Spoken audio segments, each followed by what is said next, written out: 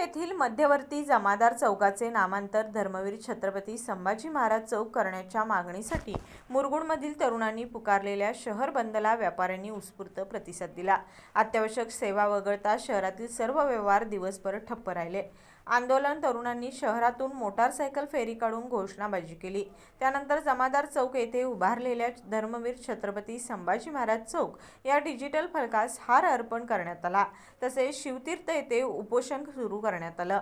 दरम्यान नगराध्यक्ष सुहासिनी देवी पाटील, युवा नेते वीरेंद्रसिंह मंडलिक तसेच उपनगराध्यक्ष रेखाताई मांगले यांनी आंदोलनस्थळी भेट देऊन आंदोलकांशी चर्चा केली।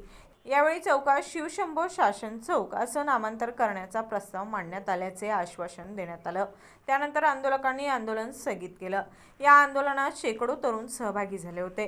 शहरातील वातावरण शांततापूर्ण राहिले असून कायदा आणि सुव्यवस्था राखण्यासाठी पोलिसांनी कडक बंदोबस्त ठेवला होता। मुरगुडहून सर्जेराव भाट।